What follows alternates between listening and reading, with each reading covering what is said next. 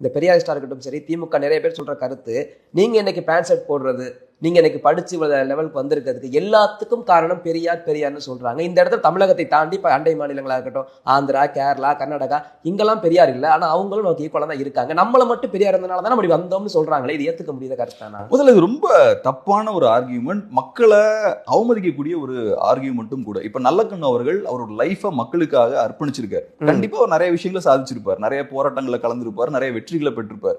என்னைக்காவது நல்லக்கண்ணு அவர்கள் நான் மட்டும் இல்லைன்னா அவங்களுக்குலாம் அது கிடைச்சிருக்காது அப்படின்னு பேசியிருப்பாரா? ஸோ ஒரு நல்ல மனிதர் அப்படி ஒரு பேசல. ஸோ அதே மாதிரி நம்ம முதல் புரிஞ்சுக்கணும், மக்கள் தான் தலைவர்களை உருவாக்குறாங்க. ஸோ மக்கள் தலைவர்களை உருவாக்குறாங்க. தலைவர்கள் மக்களுக்கு விசுவாசமா இருக்கணும், அதுதான் தலைவர்களோட பணி.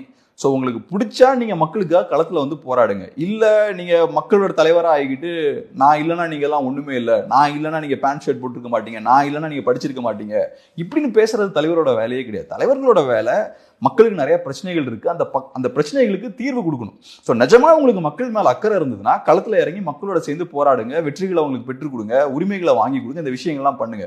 ஆனா அதை வச்சுக்கிட்டு நீங்க நான் இதை பண்ணேன் அதை பண்ணேன் நீங்க திரும்ப திரும்ப சொல்லிட்டு இருக்காங்க. பெரியார் இப்படி சொல்லியிருப்பாரான்னு எனக்கு தெரியல, நான் இல்லைன்னா நீங்க ஒன்னும் இல்லைன்னு பெரியார் சொல்லியிருப்பாரான்னு எனக்கு தெரியல. பட் இன்னைக்கு இருக்கவங்க இப்படி பேசுறதுலாம் ரொம்ப அபத்தமா இருக்கு. அது மட்டும் இல்லாம உலகத்திலேயே எந்த நாட்டிலையும் தமிழ்நாட்டில் இருக்கிற மாதிரி அரசியல்வாதிகள் பணக்காரர்களா செல்வந்தர்களா அதிகாரம் படைச்சவங்களா இருக்க மாட்டாங்க. நம்ம தமிழ்நாட்டை நம்ம எப்பவுமே கம்பேர் பண்றோமே, இங்க பாருங்க, நீங்க ஸ்காண்டினேவியால இருக்கக்கூடிய அளவுக்கு நம்ம தமிழ்நாடு வளர்ந்துருக்கு, ஸ்காண்டினேவியன் கண்ட்ரிஸ் மாதிரி, யூரோப் மாதிரி நம்ம தமிழ்நாடு வளர்ந்துருக்குன்னு சொல்றீங்க இல்லையா? அந்த நாடுகள்லாம் அரசியல்வாதிகள் இவ்வளவு பவர்ஃபுல்லா இருக்க மாட்டாங்க. நீங்க நம்ம நாட்டில் இருக்க அரசியல்வாதிகள்லாம் பார்த்தோம்னா இந்தியாலேயே பெரிய பணக்காரர்களா இருக்காங்க, ஈவன் ஏசியாலேயே பெரிய பணக்காரர்கள் சொல்றாங்க. இவங்களெல்லாம் யார் பணக்காரர்களாக்குனது? இவ்வளவு தூரம் பெரிய பணக்காரர்களாக்குனது யாரு? தமிழ் மக்கள் தான். அப்ப நீங்க இல்லைன்னா தமிழ் மக்கள் இல்லைன்னா கிடையாது, தமிழ் மக்கள் இல்லைன்னா நீங்க இருக்க மாட்டீங்க. உங்களை இவ்வளவு சொகுசான ஒரு வாழ்க்கையில ஒரு இடத்துல தமிழ் மக்கள் உட்கார வச்சிருக்காங்கன்னா நீங்க தான் தமிழ் மக்களுக்கு விசுவாசமா இருக்கணும். தமிழ் மக்கள் உங்களுக்கு விசுவாசமா இருக்கணும்னு அவசியம் கிடையாது. சோ இது ரொம்ப அபத்தமான ஒரு விஷயம். இந்த பண்ணையார் மனநிலையில இருந்து பேசுறது, பண்ணையார் மைண்ட் செட், ஜமீன்தார் மைண்ட் செட்ல இருந்து பேசுறது, நாங்கெல்லாம் இல்லைன்னா நீங்க ஒண்ணும் கிடையாதுன்னு பேசுறது, அப்படிலாம் கிடையாது. நீங்க இல்லைன்னா தூக்கி போட்டு இன்னொரு தலைவரை உருவாக்கி இருப்பாங்க தமிழ் மக்கள். தமிழ் மக்களுக்கு ஒரு தேவை இருந்ததுன்னா அந்த தேவைக்கு ஏற்ற தலைவரை உருவாக்குவாங்க.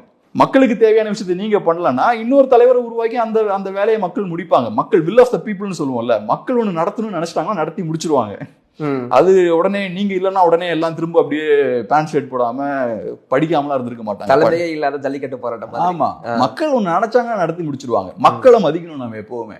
மக்களுக்கு அந்த வில் ஆஃப் த பீப்புள், அந்த மக்களுக்கு அந்த பவர் உண்டு, அதை மதிக்கணும். அது ஸோ இது ரொம்ப டிஸ்ரெஸ்பெக்ட்ஃபுல்லான ஒரு ஸ்டேட்மெண்ட். அது அதனால கண்டினியூஸா அதை பேசிக்கிட்டே இருக்காங்க.